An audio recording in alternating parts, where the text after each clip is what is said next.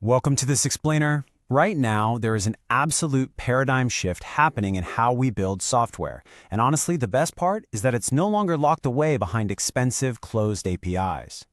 Powerful, fully autonomous AI is moving straight into our local, open-source environments. So today we're diving into a comprehensive guide on 6 next-generation open-source AI agents that are completely changing the game.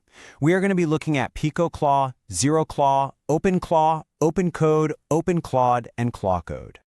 Here's our quick roadmap for today. We'll kick things off with a shift from tools to autonomous agents.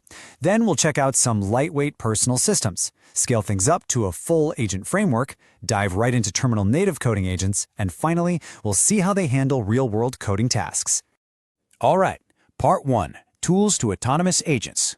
Let's quickly define this massive industry shift we're currently experiencing. Think about your traditional AI coding assistants. They were entirely passive, right? They sat there, they auto-completed a line of code, or maybe they answered a very specific question. But modern agents? They are active participants. They can actively explore your entire repository, execute terminal commands, debug errors on the fly, and literally build features end-to-end. We are officially moving from basic assistants to active collaborators. Just to emphasize the sheer magnitude of this, the source material notes that this shift is as big as the jump from using localized IDEs to collaborating globally on GitHub. It's not just a cute feature update. It fundamentally alters how code actually gets written. So, what actually makes something a modern AI agent? Well, simply put, it's a system that can reason through a problem, take actions autonomously, use external tools, and execute complex multi-step workflows. And the kicker? It does all of this without needing a human to hold its hand every single step of the way. Now, I know what you might be thinking. That sounds incredibly powerful, but it also sounds like you'd need a supercomputer to run it.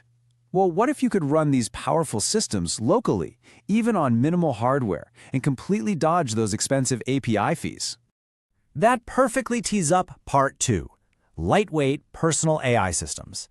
Specifically, we're looking at PicoClaw and ZeroClaw. What's so cool about these two tools is that they completely flip the assumption that AI requires massive, power-hungry server racks. PicoClaw is written in Go, meaning it is lightning fast and can run on ultra-low resource edge devices. We're talking Raspberry Pi territory here.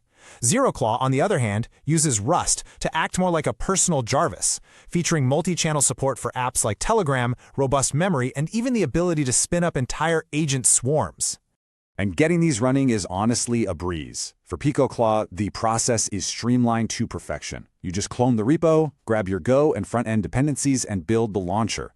Literally, in a matter of minutes, you have a fully local web UI running on your machine where you can hook up a model like Ollama and start chatting. Zero API fees required. ZeroClaw's setup is just as structured, heavily relying on Rust for that sweet performance. Once it's compiled, an onboarding wizard just walks you through setting up your workspace and your preferred AI provider. From there, boom, you're dropped straight into a highly capable terminal system, or you can boot up their secure web dashboard. Okay, so those lightweight systems are amazing for edge devices or personal tasks. But what if your workflows demand something a bit heavier? Like, what if you need a full framework specifically designed for complex, long-running automation? That brings us to Section 3, the full agent framework. Say hello to OpenClaw. Think of OpenClaw as a highly structured, personal ChatGPT server that runs entirely on your own hardware. It is an AutoGPT-style framework built from the ground up for long-running tasks. It uses a really robust memory system and continuous tool automation loops.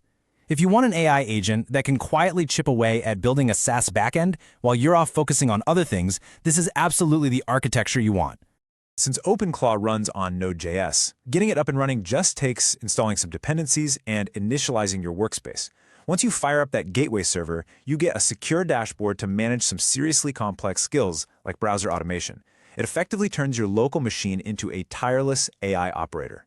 So we've covered edge devices and we've covered full autonomous frameworks. But let's be real for a second. For a lot of software engineers, constantly context switching out to a web UI completely breaks their flow. What if you want an AI that lives natively, right inside your terminal? Let's pivot to Section 4, Terminal Native Coding Agents. This features OpenCode, OpenClaude, and ClawCode. This category brilliantly highlights the different architectural choices we have today.